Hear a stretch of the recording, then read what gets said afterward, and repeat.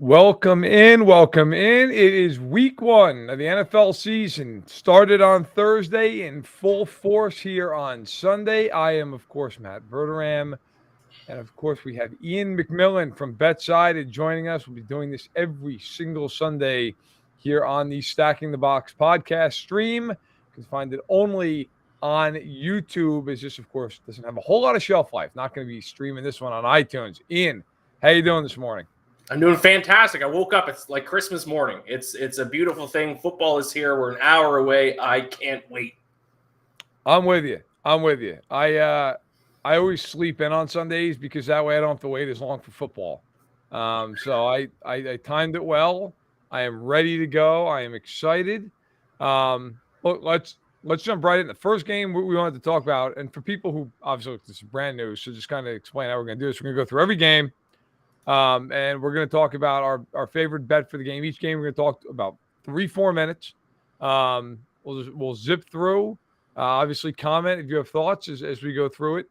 But we're going to start in the NFC South with your team, the Atlanta Falcons, who are at home hosting their hated rivals, the New Orleans Saints. The Saints are 5.5-point favorites. Over/under is 42.5. Sir, what is your bet for the game? Yeah, like you said, I'm a Falcons fan, so I'm probably coming into this a little bit biased. I'm usually pretty biased. I have higher hopes than most people for the Falcons at the start of each season, so maybe when it gets to week 6, week 7, I probably won't be as high on them, but I kind of like them in this game. I think the Falcons, they're obviously not a playoff team. They're not going to contend for the postseason, but I think they're a little bit better than a lot of people actually think. Like, I've saw some power rankings have them ranked dead last in the NFL. I don't necessarily agree with that. They have some pass catchers, obviously Kyle Pitts. Drake London, I believe, looks like he's a go for today. Yep. And then on defense, I have A.J. Terrell, who I think is one of the top 5 corners in the NFL. And this year they got Casey Hayward, pretty good off-season signing for them to lock down the other side of the field. So does their offensive line stink? Yes. Do they might as well have pylons in it at guard? Yes. Do they have no pass rush? Yes. Probably the worst pass rush in the NFL. But 5.5-point underdogs at home to a division rival. It gets a Saints team that has a lot of question marks. What are we going to see from Jameis Winston? Right. They have a new head coach for the first time since 2007. Obviously, Dennis Allen has been in the system, but still, Sean Payton's not there. So some question marks surrounding the Saints. I'm higher on the Falcons than most people. I'll take the 5.5 points with Atlanta at home. Okay, well, my power rankings are apparently one of the ones you read because I have them dead last. I think. Come on! I don't trust anything about him outside the corners. What am I excited about? I think Arthur Smith might be a decent head coach. I don't believe in the quarterback. I don't believe in the line. They maybe like they're better than Chicago or Seattle. And I don't know. Either way, I actually am with you. Like the line, I feel like it's going to be right around that because look, I like the Saints a lot, but Dennis Allen, I don't know. Jameis Winston, I don't know. It is a divisional game. Those are always weird. So my bet is the Saints money line. I am simply just going to say I think the Saints win the game. I could see it being by a field goal. I can see it being by a touchdown. So I'm not going to go near the line as much as I'm just going to say I think the Saints will find a way to win the football game. Yeah, I would agree with that. I would say if someone wants to go Saints money line, if they don't want to mess with the spread, might be a good chance to toss them in a parlay with maybe some other favorites on the money line. Yeah, I think that's probably fair enough. All right, staying in the NFC, the Chicago Bears at home hosting the San Francisco 49ers. The Niners favored by 6.5. It had been 7 a lot of the week. Over under is 41.5. It is pouring here in Illinois. Pouring. It's 69 degrees, but it has been a deluge of rain all morning. It is supposed to rain all day long. I don't know if that factors into your bet, but it does seem notable here as we are approaching kickoff time. Yeah, and I do got to point out a couple of people in the chat here just ripping on my Falcons. Gonzo the Bee saying no bright spot other than Kyle Pitts. Is Cordero Patterson playing quarterback? No, he's not playing quarterback. Come on. He ought to be.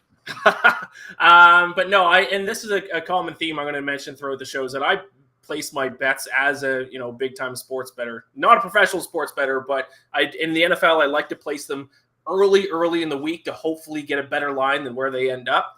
So I already have my bet locked in for this game. Now the line really hasn't moved. I got it at 6.5 anyways. I think it's fine underneath that magic number of 7 in the NFL. But I think actually this rain might favor the 49ers. I mean, we know the 49ers are going to run the ball quite often. They did last year, and now they have Trey Lance, who can kind of run the ball as a quarterback, certainly more than Jimmy Garoppolo could last year. So the 49ers are going to run the ball. I think this might help them out a little bit. So I don't think the weather really plays too much of a factor here. But I just can't bet on the Bears. I got 9 or 6.5 as well. But I will say this: it does concern me that it is pouring. Like whenever, I'm always a big believer in if you're the better team, you want ideal conditions. You just want to play the game straight up. It's wet. It's slick. You don't know, like, is the ball going to pop out? All of a sudden, that could even the playing field a lot. That's true. You know, I will say the one thing about this game that would scare me as a bettor if I was actually putting money on this game would be I just worry, like, you have a rookie quarterback essentially in Trey Lance. I know he was obviously there last season, but this is his first year, like, with the team at his fingertips. I do worry about, like, I don't know what he is. Does he play well today? Does he throw 3 picks? Who knows? Like, we have no idea. That being said, my thing is I just don't think that the Bears can score. Like, I'm almost even more tempted to just take the under on 41.5 and just say, well, I think it's going to be 23-7. You know, like, I just don't think Chicago's going to score any points. But I digress. I think Chicago's got the worst offense in football. I don't think they can score a point against a lot of teams. And I will point out, because of the rain this morning, so 40, when I woke up pretty early this morning, the total was actually still at that number. Since then, it has dropped 4 points. It's down to 37.5. So low total with that rain coming in. Yeah. Oh, makes sense. All right. Let's go to the AFC North, staying in the Midwest. Cincinnati hosting Pittsburgh, another divisional game here. The spread has moved somewhat significantly over the last 24 hours. The Bengals getting a lot of love, a lot of money on them. The line is 7.5 for the Bengals. The over-under is 44.5. Also raining in Cincinnati. I'll tell you, does it change for you now that the line's gone from what was 6.5 most of the week up to 7.5? It actually does. So for those people who are kind of new and just getting into sports betting, there are kind of 2 very magic numbers in sports betting in the NFL. It's 3 and 7 for obvious reasons. 3 points field goal, 7 points for a touchdown, and an extra point.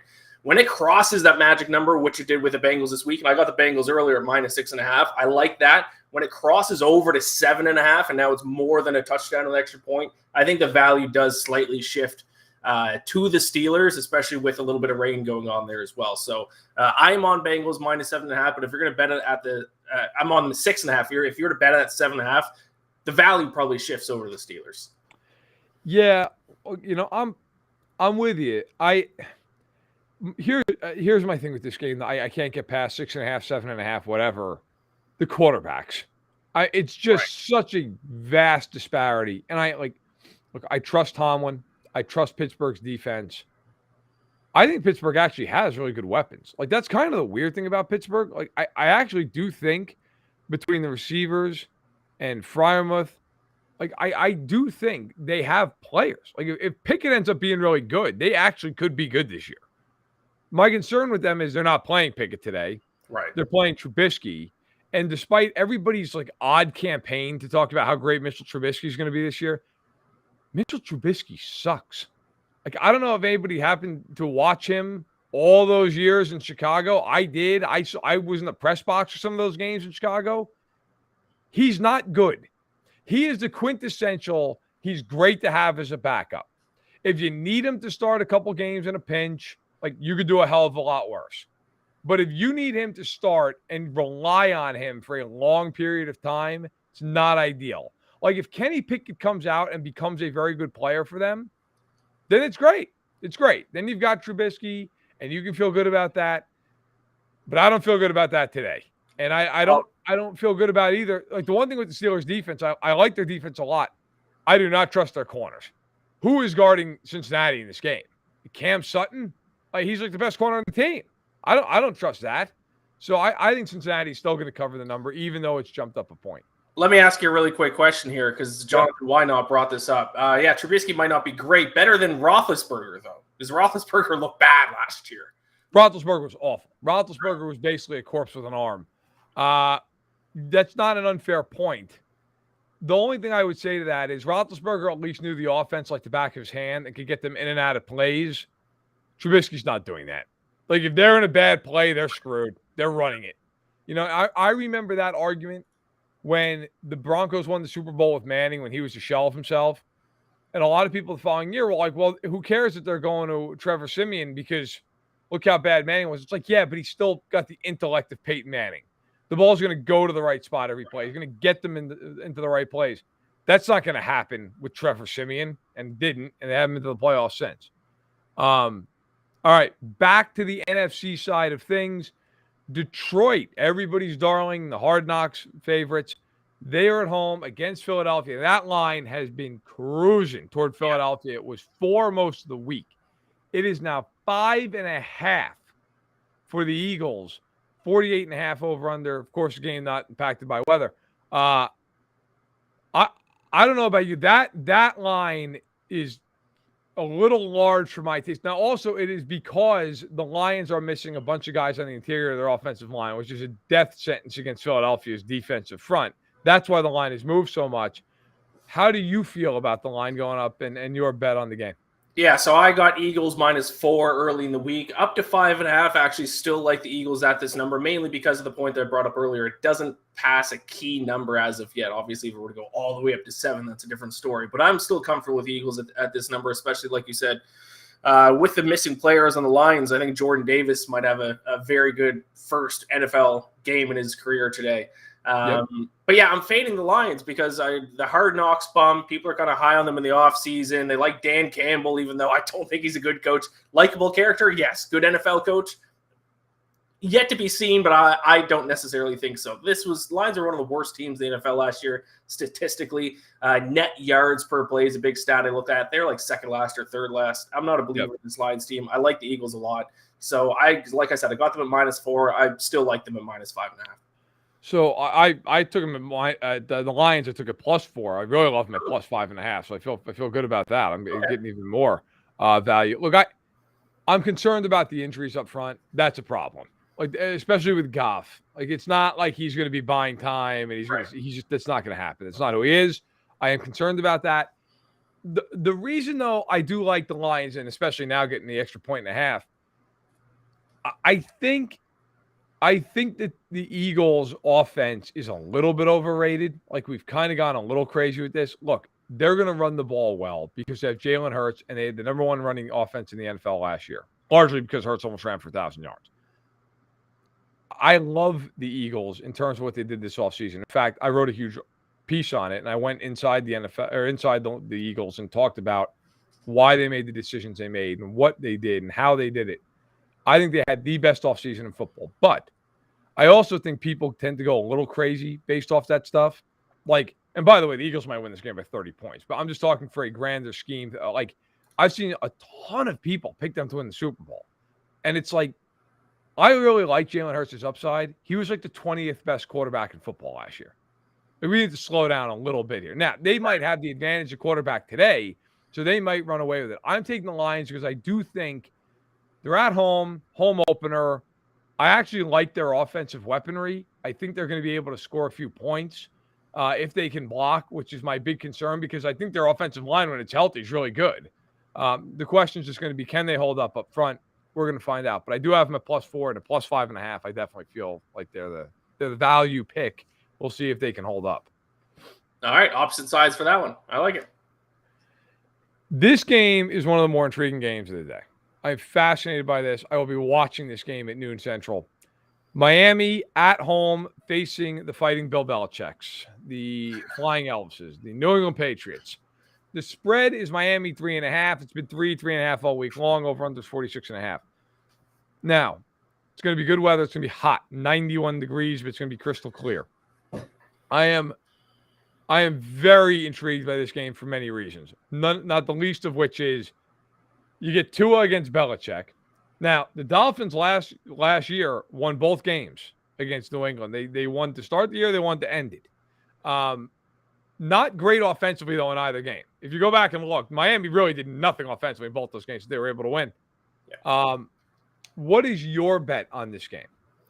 So I'm on two totals this week, and this is one of them. For a big reason, like you said, last year, not a lot of offense, not a lot of points. So I like the under in this game. It's 46.5 when I got it. It's still 46.5 right now. One of the rare games of the line where the total hasn't really moved all week. But yeah, let's not forget, Patriots did have one of the best scoring defenses in the NFL last year. And I don't fully buy in on this Dolphins offense just quite yet. I know they got Tyreek Hill, but they were, I think, in yards per play, they're like 28th or 29th, or definitely in the bottom 10 in offensive yards per play. A big reason because their run game stunk.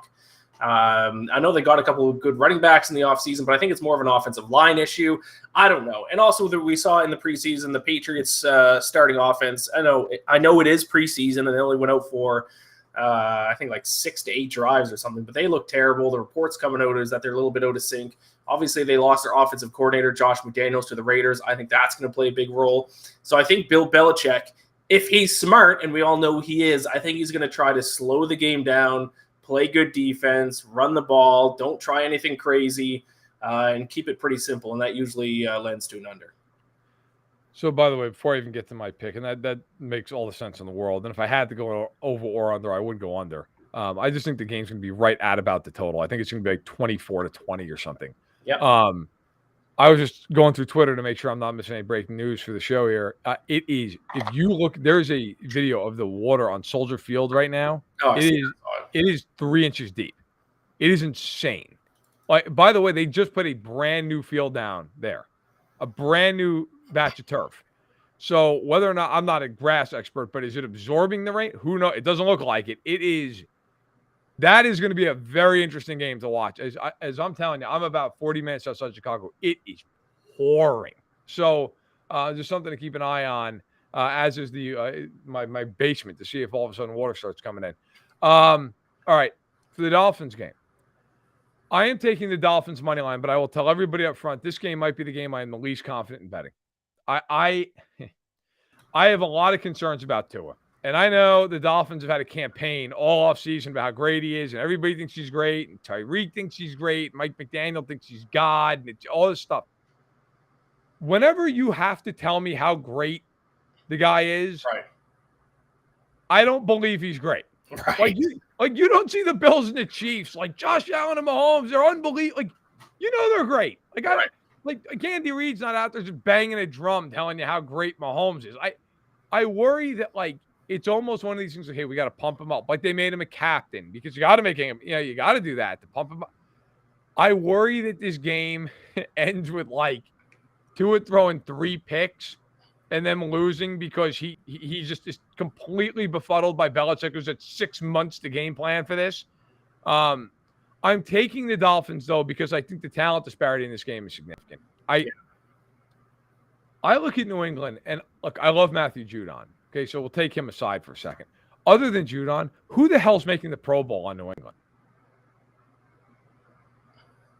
Matthew Slater. I mean, he's usually a good bet for special teams. But, like, my God, who else? Yeah, I can't think of anyone. Certainly terrible.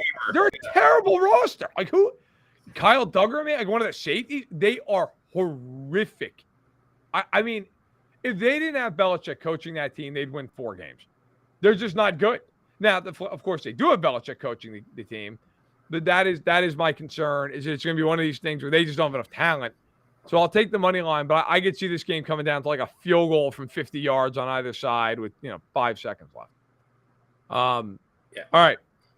Let's go to my home state. Let's go to New York, although technically we're going to Jersey, which is not my home state. The Jets, home to the Ravens. The Ravens are 7.5-point favorites. They are tied for the biggest line of the week as we enter the games. The total is 44.5, 79 degrees and cloudy, so good weather there in New York. And you and I, sure, are on opposite sides of this. I'll let you kick it off. What bet do you have? Yeah, I'm on the Jets. I got to the +7, so it was moved 0.5 point.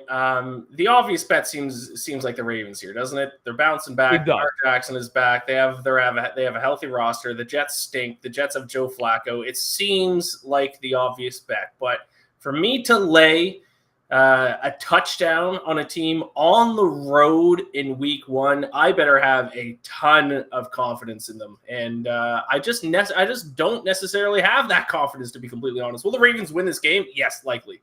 But laying a touchdown on the road in week 1 seems just a little bit too crazy for me. And also, to be honest, I am actually, and I'm going to look so stupid when I say this by the end of the year, and I've said it a couple times already, I don't think the Ravens are as good as a lot of people are hyping them up to be. Lamar Jackson is obviously electric. I know they had a ton of injuries last year, but the Titans had a ton of injuries too, and they got the number 1 seed in the AFC. So a lot of issues on defense for them last year. Lamar Jackson, like it or not, the stats show he regressed in 2 straight seasons since his MVP winning season in 2019. I know obviously he missed games. He had injuries last year. But when he did play, I think his QBR was in the 50s. Like he has regressed over the last 2 years. So I'm not as high on the Ravens as a lot of people are. I'm not willing to lay a touchdown worth of points on them in week 1 on the road. So. All right, I am. I would have taken the Ravens if they were 13-point favorites in this game.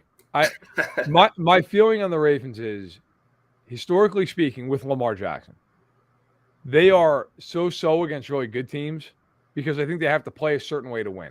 Right. They've got to be able to get out in front of you, then they can run the ball down your throat, and then their play action game matters more.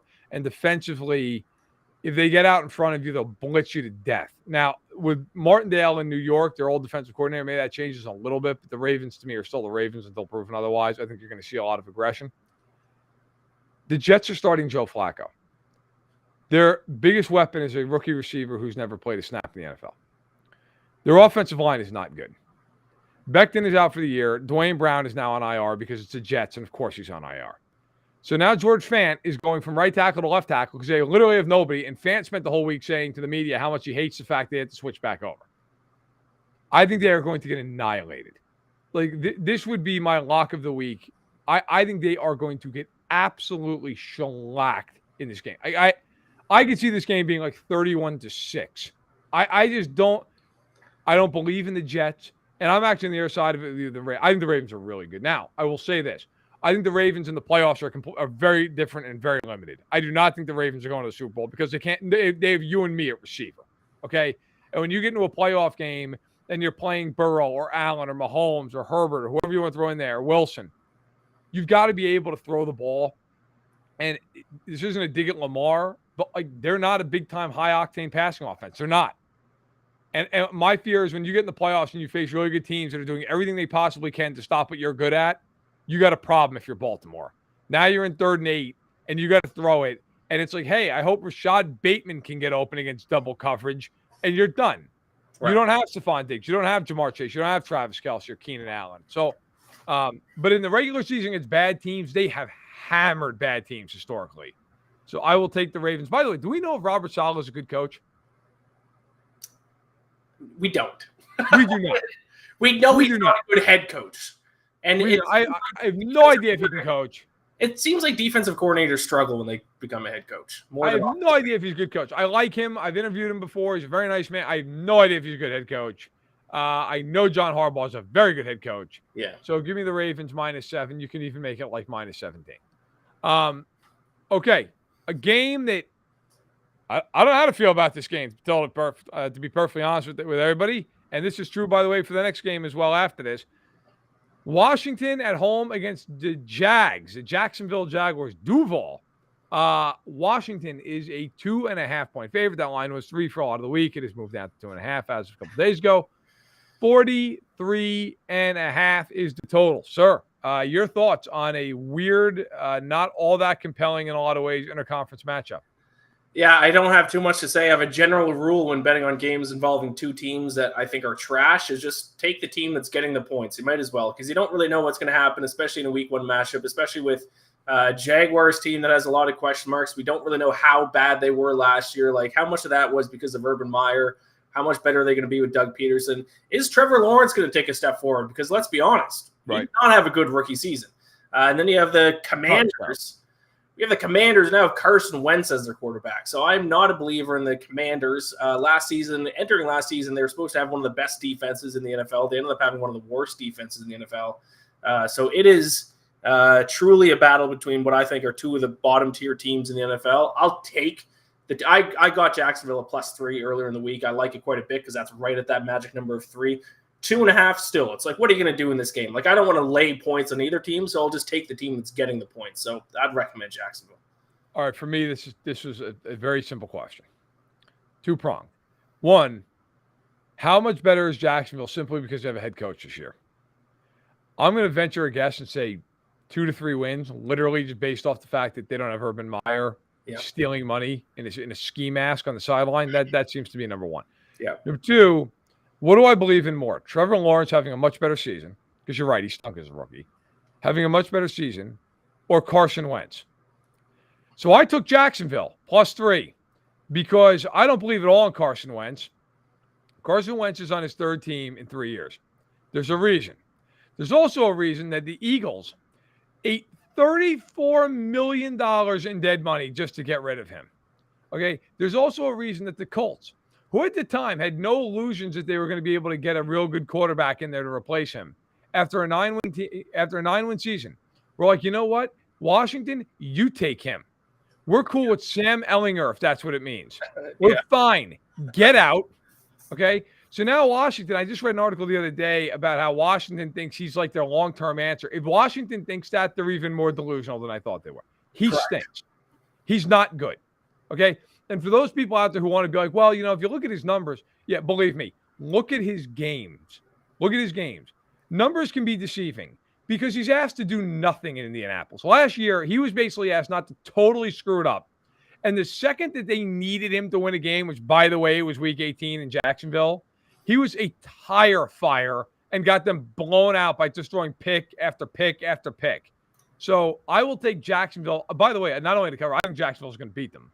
And this is my bold prediction of the week. I think Jacksonville is going to win by 2 scores in this game. Whoa! Yeah. All right. I think Jacksonville beats them by 10 points. Okay. I like it. I think Jacksonville I think they overspent in free agency. Like, I think every contract they spent was like $10 million too much. Yeah. But I think the players they got are good. So for the short term, I think they're a better team. Long term, it's a train wreck, and Trent Baalke will beat Trent Baalke. But short term, I think they're better. And Washington, I think, is winning like 6 games this year. So give me Jacksonville as we move to another game that is I don't know who the hell knows game. Carolina home against the Cleveland Browns. Might as well just call it the Baker Mayfield game. This line has swung wildly. Carolina was a 2-point favorite for a lot of the week. Cleveland now is laying 1.5. They're a 1.5-point favorite. 41.5 is the total. It is raining in Carolina. Your thoughts on the Baker Mayfield poll? Yeah, I don't know why the Panthers were favored when the line opened. So I got the Browns early in the week just on the money line as underdogs. I think the Browns are rightfully. I think the line is now correct. I think Cleveland should be about a 1.5-point favorite. I know Jacoby Brissett starting for them, but let's not forget this offense tied the Colts for the most yards per carry last year. Their defense was second in opponent yards per play, so they have arguably the best running game. They have a top 2, top 3 defense in the NFL. So, yeah, as long as Jacoby Brissett doesn't lose them the game, and I don't think he will, I think the Browns are going to be okay. And I'm not believing in this narrative, the Baker Mayfield revenge game. I'm seeing people out there betting on the Panthers because Baker Mayfield's going to be extra motivated going against his old team. I don't believe in that. I don't think that plays a big role in betting. I'll take Browns to win. I couldn't figure out who I think is going to win this game because I think both teams stink. Cleveland, if they had Watson for all the heinous situations that we've dealt with in the offseason with him, he's a very good quarterback. And I would have taken the Browns to win this game going away. I will say this. I actually do believe a little bit in the Mayfield thing today. I just think, not so much the motivation thing, but just he will be very focused for this game. They are going to want to unload on the Browns. That said, I took 3 totals this week. This is one of them. It's the only under I took, under 41.5. I like that play. And I like the fact, too, it's raining, so that helps. I don't think Brissett – like, here's what I think is going to happen in this game. Both these teams are going to move the ball a little bit. I think you're going to see a lot of field goals in this game. I think it's going to be something like 19 to 15 or something, 19-16. Like I think it's going to be a whole lot of Yeah, we bogged down inside the 20 because neither quarterback really can beat the other team. So I like the under. I'm not a huge totals guy because I think you get into weird situations, especially with unders, because then it's like all it takes is some garbage time touchdown or whatever, and you get screwed. But I'm going to take the under in this game. I think it's, like I said, 19-16. Maybe it's like 22-19. Even then, I'd still hit the under barely. So I will take the under in a game that I have no interest in other than to see how Baker plays. Yeah, I think that's a good play. Panthers have a pretty solid defense too. So Christian McCaffrey back. You have two good running games, two good defenses. The under. Yep. If you're looking at the total, I like the under. All right, let's go to the AFC South. A divisional matchup. This line was the biggest of the week. It has since shrunk. It is still tied for the biggest of the week, though, however.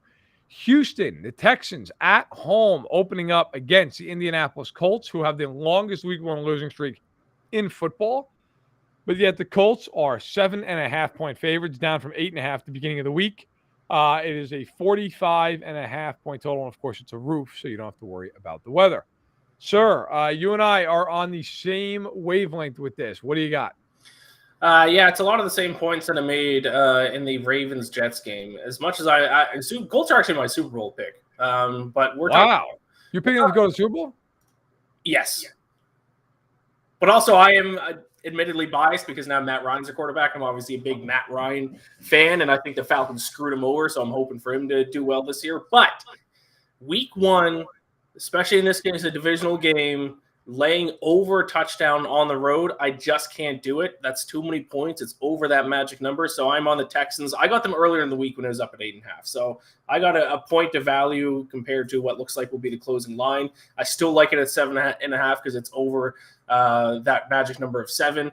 I just think the Texans might not be as bad as a lot of people think. I'm interested to see what we get from Davis Mills this year because nobody expected him to be good last year. It ended up being he had a pretty solid rookie year, to be honest. So, I don't know. Touchdowns too much in my opinion, especially with the way the Colts play football. By the way, I'm just again scrolling Twitter to make sure we're not missing any like big surprise in actors or anything. So here's something that if you were going to bet Washington, and I know neither one of us are, maybe you can reconsider it. So only because this is the Washington, I was going to say football team. These are the Washington Commanders, and it's Daniel Snyder. Like, of course, like the most ridiculous shit imaginable happens. Washington at home, selling mugs outside the stadium at team trucks. The mug has a logo of the Washington Commanders on it, and behind it is the state of Washington. I mean, what are we doing? Oh my God. No quality control here. Oh my God. It is just. For that reason alone, you can't bet on Washington. Right. That's why I bring it up. I mean, you just can't. Like they are. I saw a thing for average beer prices the other day in stadiums, and like the Lions, I think of the cheapest beer. It was like $5 for a beer, which is actually amazing in an NFL game. You know, Washington charges $2.50 more than any other team in football. $2.50 more, $2.50 more. They charge $14 a beer to go watch that shit fest.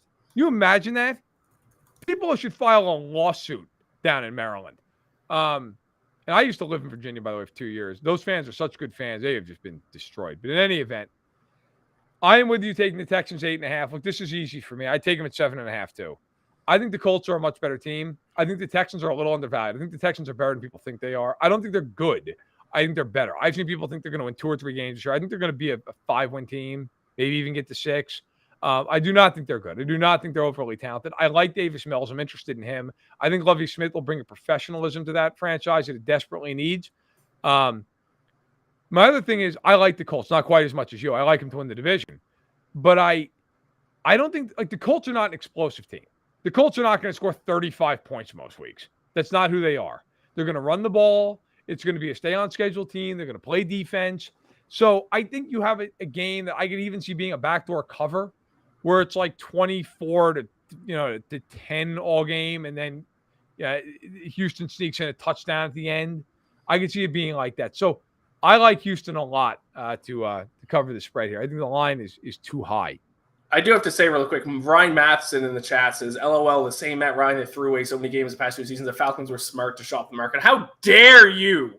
How dare you speak of Matt Ryan that way? He dragged that Falcons team to 7 wins last year. One of the worst 7-win teams in NFL history only got there because of Matt Ryan. How dare you, Ryan Matheson? They were truly atrocious. I'm actually with you on this, although it is funny that Ryan's getting after you.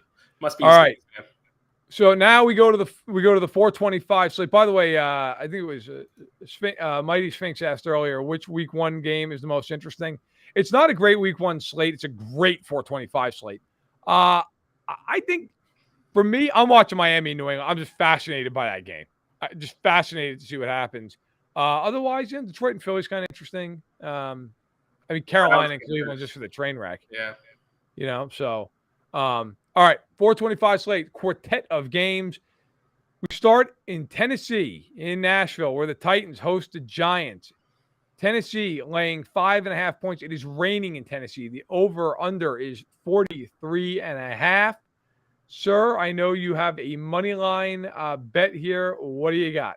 This is my upset of the week pick right here. I think the New York Giants beat the Tennessee Titans. I'm not a believer in the Tennessee Titans whatsoever. I wasn't a big believer in them last year. I think they were one of the worst number 1 seeds ever. And a big reason why is, well, especially now that they shopped A.J. Brown, their entire offense, even more so than last year, relies on Derrick Henry. And this is a Derrick Henry who battled injuries last year. Yep. And even when he did play, he averaged 4.3 yards per carry. So if you look at his total yardage last season, then you might think he still had a pretty good year. He was on pace for, close to 2,000 yards, if not more. But that's just because they were feeding the ball. He averaged 4.3 yards per carry. That was 1.1 yards fewer than he got in 2020. That's fewer yards per carry last season than guys like Darrell Henderson, than guys like Damian Harris, guys like Melvin Gordon. It's the same amount of yards per carry as guys like Michael Carter last season. Guys like Clyde Edwards-Helaire. Devontae Freeman had the same yards per carry as Derrick Henry last year. So we've seen the writing on the wall about Derrick Henry. We saw flashes of it last year. You can't give a running back this many carries in every single game and not expect him to regress, battle with injuries, and those types of things. That's what we saw last year. I think we're going to see more of that this year. You just can't rely on Derrick Henry anymore. You've run the wheels off him. And then you look at their defense, their best defensive player, Harold Landry. They lost him to an ACL injury. Yeah. So. And already not a good defense, really. Average of best defense. You lose your best defensive player. I think Derrick Henry's going to regress again this year. Don't believe in the Titans whatsoever. I'm excited to see what Brian Dable does to this Giants offense a little bit. We'll see, but they're now healthy. I don't know. I think the Giants win this game outright. I'm just not a believer in the Titans. Okay. I will take the Titans 5.5. The reason being, I will tell you right now, I do not like the Titans this year. I have them winning like 8 games. Okay, and that was before Landry got hurt, and I do agree that he was a significant loss. He and Byard, I think they're 2 best players. Jeffrey Simmons too, but yes, one of their best players. The reason I'm taking them is I think Daniel Jones is good for about 3 turnovers in this game. He turns the ball over all the time. Now, I'm willing to say up front, it's one of my least confident bets because I could see this being a game where Dable does really impact the offense, and Tannehill throws 3 picks. And it's the opposite way. So, this, of all the games, it's probably my second least confident bet, just feeling about it because I don't know that Tannehill's not going to implode. Like, I wonder how much that playoff game affected them just mentally. Like, that game was a disaster. That is the kind of game that can break teams. I will say with Derrick Henry, another bold prediction. He is going to break – actually, this may not be that bold, but here's a prediction. He's going to break the all-time record for carries in a season. I don't know if it'll last. Dude, if he stays healthy, that dude's carrying the ball 500 times. Yeah. I'm not even kidding. What else are they doing? Yeah, nothing. He's getting the ball every down for that team until he falls apart. So I will take the Titans because I think Jones is going to give him like 3 short fields. But again, of all the games, this along with Miami is the game I'm probably like the least confident about. Quick question: do you think Malik Willis takes over for Ryan Tannehill at some point this season? Yes, late in the year, when it's over, when they're out of the race. NFC North. This is a really interesting game, and it's been a really interesting line to watch the last 24 hours. The Vikings are at home. They are hosting the Packers, the rebuilt Packers to some degree without Devontae Adams. The total is 47.5, but the line all week was Packers 1.5. Now it has flipped. Minnesota laying 1.5 in a shocking reversal here. A lot of money coming in late on the Vikings. Your thoughts here as we get into the game? Yeah, I took the Vikings as a slight underdog on the money line in this one. I still kind of like them as a 1.5 point favorite because even though it flipped from them being slight underdogs to slight favorites, it's still not crossing that magic number of 3, or even 2.5 gets a little bit sketchy. So I like the Vikings in this one. I'm just high on them this year. I think Kevin O'Connell is going to do a lot of things for this offense. I mean, you can't deny the talent they have offensively. No question. Alvin Cook, Adam Thielen, Justin Jefferson. Their defense is a big concern for sure. We'll see how they do this year. But I just can't bet on the Packers until I see what happens with this receiver room. Because I even think I think Alan Lazard's out today. I believe he's going. By the way, it's been reported, and the inactive, of course, not out because it's a later game. Right. It's been reported that Jenkins and Bakhtiari are both out for this game. Not good. Yeah. So not ideal. No. Yeah. And someone in the chat does bring up a good point. Everyone gassing the Vikings. This does make me concerned because it seems like everyone is on the Vikings, not only in this game, but also this season. Everyone seems to like the Vikings quite a bit. But it's just hard to look at this offense, and then this offense is now going to be led by the Rams offensive coordinator from last year, which obviously did a great job, led that offense to the Super Bowl. So I like the Vikings. It is what they call a square play. It seems like everyone's on them, but I think it's the right move today. I can't bet on the Packers until I see who Aaron Rodgers is throwing to. All right, so I'm taking the over in this game. Yeah. I'm taking the over. I'm concerned about the Packers' injuries on offense. Okay, and their relative inexperience here with like Watson and Romeo Doubs, a receiver. My reasoning is, you don't know what you're getting out of Minnesota, so it's hard for Green Bay's defense because you don't know what you're going to see with a brand new head coach. You don't have a lot. You have no real tape on this kind of an offense with this personnel. The flip side of that is, while I like Kevin O'Connell, like Matt LaFleur is a really good coach, and they're going to find ways to score. The total is only 47.5. It's indoors. Like if it's 27-24, you hit the over. So I like the over. I trust Rodgers.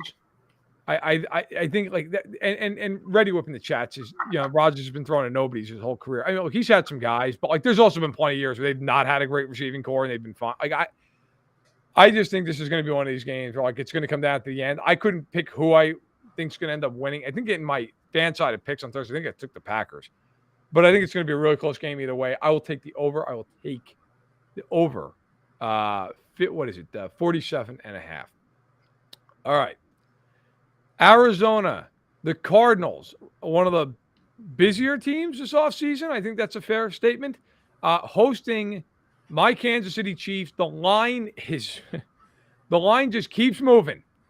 It was 3 like a week ago. It is now 6.5. Now, part of that is the Cardinals have a million guys out in this game. Hopkins is suspended. You already knew, though, at -3. Rondell Moore's out. J.J. Watt didn't practice all week. We'll see if he's out. Byron Murphy's questionable. Trayvon Mullen's out. The Chiefs have nobody out there healthy. But the line is large, 6.5. The over-under, the highest of the week, 53.5. And I will let you have the floor here. Thoughts on Arizona, Kansas City? I know a lot of Chiefs fans watch this show, so I'm about to get ripped apart in the chat here. But I am not high on the Chiefs whatsoever this season. I don't really see, outside of Patrick Mahomes, why so many people are high on this team, especially their defense. And Matt, maybe you can correct me here. But I mean, if you look at last year, and I don't think they did a ton to improve their defense in the offseason. Last year, they were one of the worst defenses in the NFL, 28th in opponent yards per play. 30th in opponent yards per carry. They couldn't stop the run. 31st in sack percentage. They had no pass rush. I know they did sign Carlos Dunlap here in the offseason. I actually got the Cardinals at +4.5 early in the week. This is one of the lines that has moved against me. I thought 4.5 was a gift. I can't believe it's up to 6.5. I have to take the Cardinals here at home with the points. It's probably going to be a shootout, and still with Tyreek Hill gone, obviously he still has Travis Kelce there, but we need to figure out, similar to Aaron Rodgers, who Patrick Mahomes is really going to throw to. And it might take a little while. It might take a few weeks for them to iron out the wrinkles of this offseason. But I am not a believer in this Chiefs team. I think they win 10 games. Okay. Do you think they win today? Well, I mean, I'm taking Cardinals in the point, so I'm not confident enough to take Cardinals money line. I certainly wouldn't be surprised if they don't win today. But gun to my head, I say Chiefs do win today. Yes. Okay, but not by much. My feeling on this is, the Cardinals, are they going to force the Chiefs to punt? At what point? Like, what do the Cardinals do defensively? You're like, yeah, that's going to really be a good thing for them today. Well, I mean, once again, no Tyreek Hill. How much is that going to affect the Chiefs? We don't know yet. Oh, listen, it's going to affect them, but my God, I mean, the Cardinals are missing Trayvon Mullen and Antonio Hamilton. They have one corner who you've ever heard of in Byron Murphy, who, by the way, is questionable. Their linebacking core can't cover anybody with Collins and Simmons, who are both first-round picks. Who have, I'm sorry, they're guarding Travis Kelce in this game. Are the Chiefs going to stop the Cardinals offense? Or you're not just listening to how bad the Chiefs defense was last year? Significantly worse than I understand this. I understand this. They got rid of. Okay, I will say this. Like, I think the Chiefs will have growing pains defensively. You're not getting an argument out of me, but I will. But you will get an argument from this standpoint. They added Karlaftis and McDuffie in the first round, both of which have looked very, very good. Now they're rookies. There's going to be growing pains, but they've added these guys. The biggest thing the Chiefs have done this offseason that nobody talks about outside Kansas City because nobody noticed how atrocious they were, they got rid of Ben Neiman and Dan Sorensen. I can't express to you as someone who watches the Chiefs every week, they will be – it's like almost like the Urban Meyer effect. Literally just getting rid of those two guys will make them significantly better. Daniel Sorensen's now on the Saints. And Ben Neiman on the Cardinals. Hoping for some playing time if you're a Chiefs fan that Ben Neiman gets out there. I am taking the Chiefs at -4.5. By the way, I would take them at 6.5. The Chiefs have lost one game in September in Mahomes' career. One game. And everybody talks about how fast the Cardinals start. The Chiefs are almost impossible to beat in September year in and year out. And that goes back to Alex Smith, by the way. So I think they are going to win this game. I think defensively, sir, you underrate Nick Bolton, who is a very good young linebacker. Chris Jones in the middle. I think L'Jarius Sneed is a very good corner. Justin Reed coming in to replace the Honey Badger. A guy, I got to be honest with you. We'll see who's right about this. I think this is the deepest Chiefs team they've had. Oh, what do you mean? This is the deepest team they've had. This is the deepest team they've had. Can you tell me, and you probably can because you know football, who are their receivers last year behind Tyreek Hill? Not including Kelce, just wide receivers. Who were the receivers last year? Mecole Hardman and Byron Pringle. Right, and DeMarcus Robinson, who got cut by the Raiders in their first 5 cuts. Right. And Byron Pringle now is not even the number 1 wide receiver on the Bears. Right. You now have Juju, you have MVS, you have Sky Moore, you have Kelce, right? You have, and by the way, the one thing you did not mention, which I think you'll agree with me on, they might have the best offensive line in football. If not, it's top 3. If you give Mahomes time, he's finding people. They don't have a run game either, though. Yeah, but they never will. I mean, they could have Emmitt Smith and it wouldn't matter because Reed won't run the ball. Okay, but to me, if you have Mahomes and you have time, you're going to win a lot of games. It's the same reason, by the way, I think the Packers are going to the Super Bowl this year. I don't care that they don't have Devonta Adams. He will sit back there. Now, if they lose Jenkins and Bakhtiari, that's a totally different deal. Okay, just like if the Chiefs lose half their offensive line, it's a totally different deal. But I know a lot of people here with the Chiefs fandom. I'm rolling with them. I have no qualms about it. I think the Chiefs are going to win this game by 10 points. All right. All right. Let's move. AFC West. We're staying in it. Chargers, Raiders. I would say the Chargers are at home, but basically this is a home game for the Raiders. The line is 3.5 for the Chargers. The total is 52.5. We actually both took totals here, and we're on the same wavelength. What do you got? Yeah, I will say I recognize the people in the chat just ripped me. I knew I was going to get into that, taking the Cardinals. That's right. There'll be a week I don't take the Chiefs and I get killed for it. That's fine. But this week I believe in the Chiefs. Yeah, I'm just going to take the over. I don't have too much to say about this game. I think these two teams are very much teams that I need to see play this season before I have a real good feel for them. So I'm just going to root for a lot of points. The games between them last season were kind of high scoring. Obviously, Week 18, matchup between them was high scoring. The Raiders' offense got a boost with Devontae Adams. Justin Herbert is one of the Super Bowl favorites. He should be slinging it today. It's in terms of which team is better, probably the Chargers, but I think the line is probably set at the right number in terms of the spread. So I think, to me, this might be the most unpredictable game. If there's anything I can predict, I think we are going to see a lot of points. So I'm just going to sit back and root for points in this one.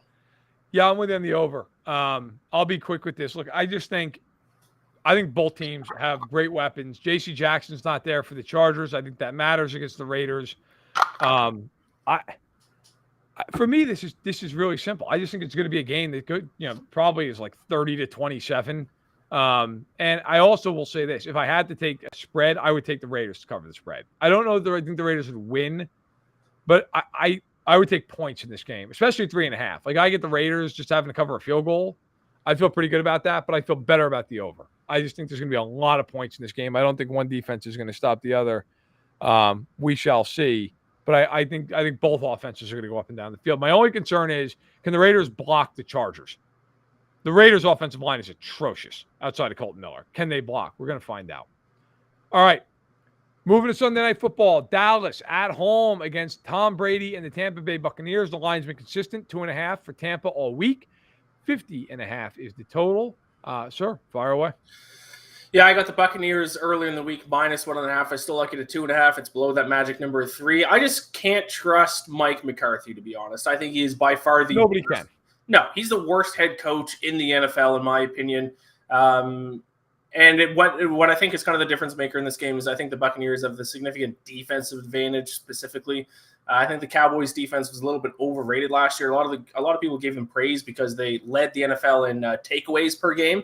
But I actually think takeaways and turnovers are more of a result of the offense screwing up than the defense making plays. Obviously, you got to be in the right place at the right time. But just because the Cowboys got a ton of takeaways last year, I don't think they can repeat that this year. When you look at their other numbers, like yards given up per play and things like that, they're around an average defense, whereas the Buccaneers, in my opinion, are a top 5 defense.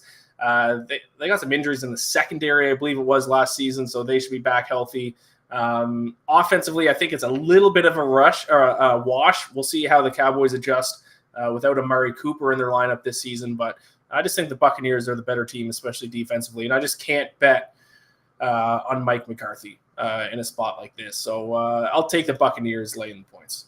I went back and forth on this all week, both on spread and my straight-up picks, and I finally just said, you know what, I'm taking Tom Brady over Mike McCarthy. That's it. That's how I feel about the game.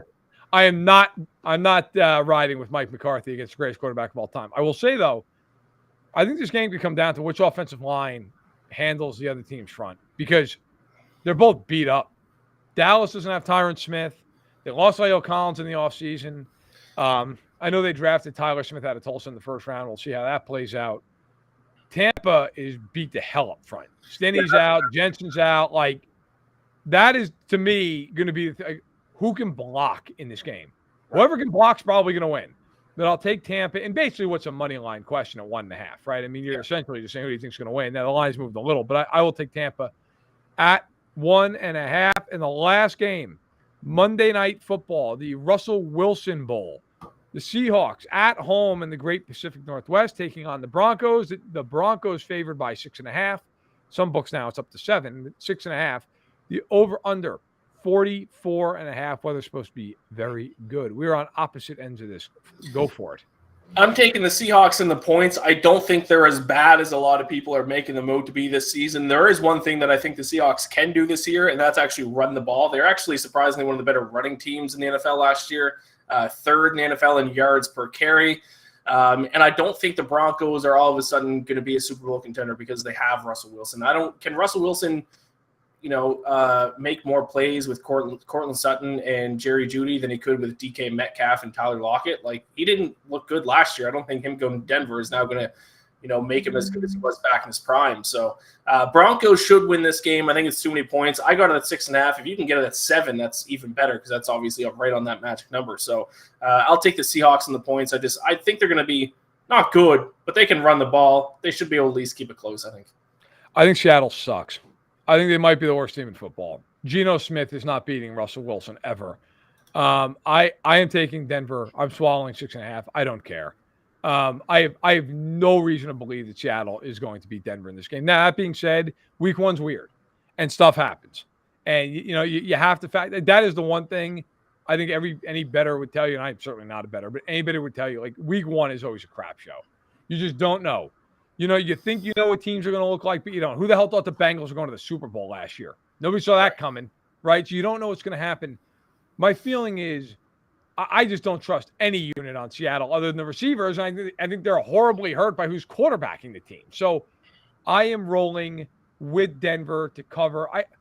I will tell you outright, I have no idea what the hell Denver's going to be this year. If you told me Denver's going to go 8-9, I could totally see it. If you told me they're going to go 12-5, I could see it. I have them as a 10-win team. I think they're going to make the playoffs as a wild card. But, I mean, it depends on what you think Russell Wilson's going to be, right? Like, do you think Russell Wilson's going to go back to what he was a couple of years ago?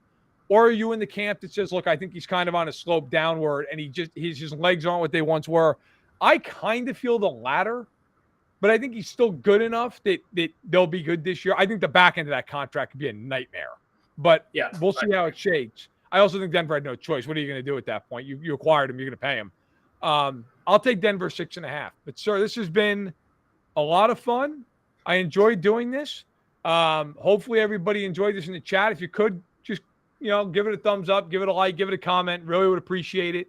Hell, give a comment on what your lock of the week is in the under the video. Give a lock, and that way it doesn't die in the chat. You've got to stick to it. Ian will be back all throughout next week on BetSided. Of course, we'll do this again next Sunday as well. I will be on the Arrowhead Addict podcast for a pregame, a halftime, and a postgame show tonight. So I'll be around for all the Chief fans out there. And we'll find out if Ian's right and it's a full-blown shootout, or if the Chiefs win this game by 2 scores like I think they're going to. We will see. We'll see who's right, who's wrong. We'll have some fun with it next week. By the time we do this next week, the Chiefs will play twice. They play Thursday Night Football against the Chargers. So we'll see how it goes. But, hey, enjoy your Sunday of football however you do it. Have fun. Good luck to your team. And we'll see you next weekend. For Iain MacMillan, I'm Matt Verderame. Thanks so much for watching. This has been Stacking the Box with BetSided, the Sunday pregame show.